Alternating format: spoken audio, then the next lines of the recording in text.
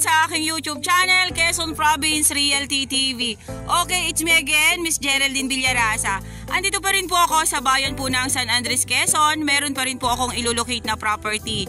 Siya naman po ay 6,100 square meter. Then, yan pong natututukan na yan ng aking camera. Yan po ay Barangay Road. Halos nasa 300 meters lang po ang layo niya doon sa National Highway ng San Andres, Quezon. Then ang property po ay meron pa rin po siyang right of way mula po dito sa kinatatayuan kong to na Barangay Road. Mga nasa yung muho na yan 10 meters lang yan eh. 15 meters po ang layo niya dito sa Barangay Road. Okay po, at ipapakita ko po sa inyo yung mahigit kalahating ektarya. Yan po. Ito po yung right of way natin na tatahakin. Kasi naandito po yung muhon. Dito po ang medyo maigse ang right of way. Kasi ayan po ang muhon niya. Ayan, yan po ang end ng muhon niya. Ilang hakbang ko lang po mula po doon sa Barangay Road. Then yan na po ang property. Yan. Makikita naman po ninyo dito sa bungad pa lang, pantay na po siya. Siya po ay lumihis papunta doon. Diyan po sa may baka na yan. Yan po ang gayat niya. Ayan po siya. Ang nyug po dito, makikita naman po natin. Ayan, mga takaran pa rin po siya. And malalaki po ang bunga ng kanyang nyog. Hindi po katulad nung iba na tinamaan po talaga ng tag-init dito sa amin sa Quezon na maliliit po ang buo ng nyog. Dito po sa area ay malalaki. Yan po ang property. Pantayin po siya dito sa part na to. Then medyo lang po siya umislant doon sa may side na yon. Konting-konting islant lang po siya.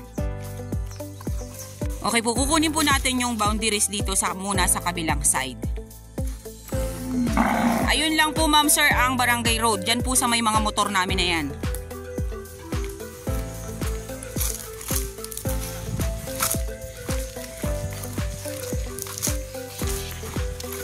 Kukunin lang po natin yung boundaries kasi ang kalahating ektarya po ay maliit lang talaga.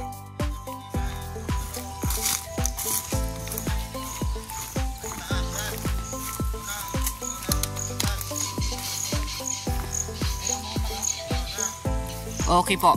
Alin po kuya? Alin tatay mo ho ng pagitan? Ito pong poste na to. Ito po.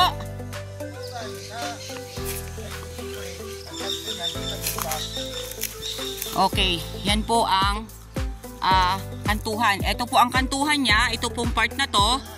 Yan po ang kantuhan niya. Papunta po yan dun sa taas.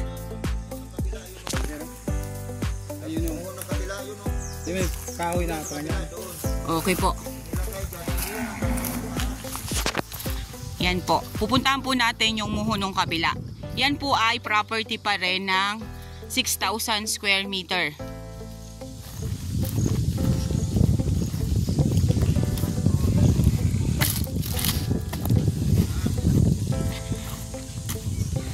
Ito tay.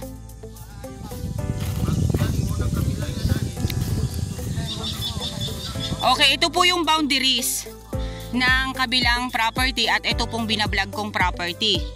Kaya po yan pong natututukan na ng aking camera na may mga nyog na may nakakulay na puti. Yan po yung boundaries nila. Opo, boundaries po nila yan. Then papaganyan po ang property. Yan po, yan pa rin po ang property. Makikita naman po natin yung boundaries dito sa kabilang side na to dahil yung mga nyug po niya ay may mga kulay puti na po na pintura. Yan po natututukan na ng aking camera at saka yan pong mga yan po ang boundaries nila, yung nyug na ito na may mga puti ang puno. Then hanggang dun po yan sa may Jimilina na yon.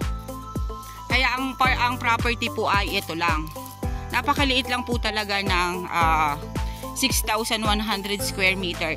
Yung pong mga naghahanap ng maliliit na farm, yung pong pwede lang po nilang pagtayuan ng bahay bakasyonan at ng mapagtalian ng konting mga hayupan or mapaglagyan ng manukan na konti.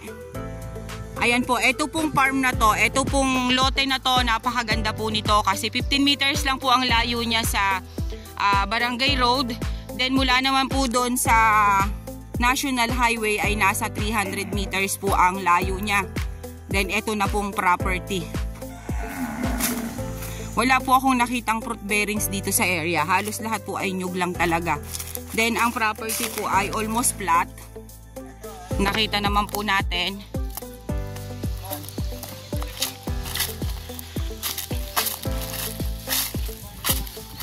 Then ito naman po yung amuhon. Boundaries po.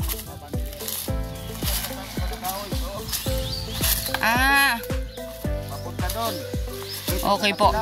Yung sampalok na yan, dyan yung kagudi. Ito ba? Ito. Okay, ito po yung, dito naman po, kantuhan naman po dito sa kabila. Papunta naman po yan doon sa pinag-umpisahanan ko kanina. Ito, pag nilinis, daanan yan, itong kanto na to. Opo, kalsada rin po. Oo, kalsada. Okay, ibig po sabihin, yung pong right of way na binabanggit ko kanina, dito po sa may kabilang side na to ay may kalsada. Daanan lang nung ay hindi kung gustong kalsada pwede, pero yan daanan talaga yan ng daanan lang ng kalabaw. Okay po. Ay dito na lang po tayo sa right of way kahit po meron po ditong sinasabi sila na daanan po ng tao. May kalsada din dito sa kabilang side na to, dito po sa pinakang dulo. Yun po palang sabi po ni tatay, dito po sa areang to, may kasunduan po lahat ng mga may-ari ng property na kada pagitan nila ay magbibigay ng daanan, kaya pasok po ang 4 wheels kada pagitan nila. Kaya po ito pong property na to, kahit hindi po tayo kumuha ng right of way dun sa may Barangay Road, meron po tayong makukuhang kalsada kasi magbibigayan po sila ng daan ng sasakyan talaga. Ayan po. Noon pa, nireklamo ko ng daanan. Kasi mamalaya, nakabili na po. Opo. Yan, kasama pa rin po yan sa mahigit kalahating hektarya.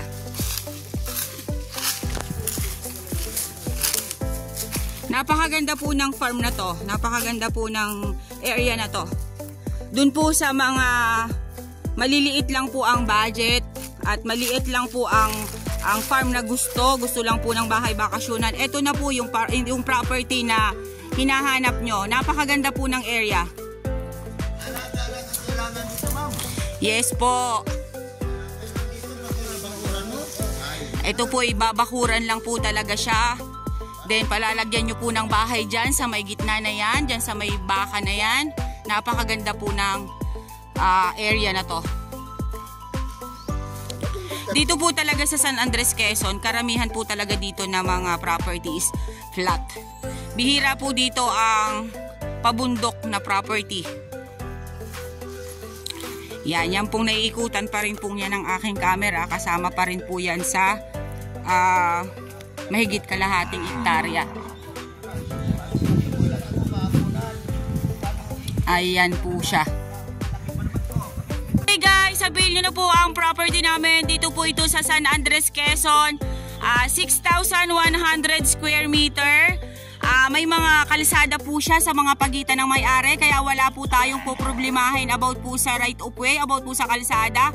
Pero po mula po dun sa Barangay Road hanggang dito po sa property ay may 15 meters lang po ang layo niya. Then mula naman po sa National Highway ng San Andres, Quezon, nasa 300 meters po ang layo niya hanggang dito po sa property. Okay po, ako po ulit ang inyong site locator, si Miss Geraldine Villarasa. Muli po akong maglalambing. Paki-like and share po ng aking mga vlog. At paki-subscribe na rin po ng aking YouTube channel, Quezon Province Realty TV.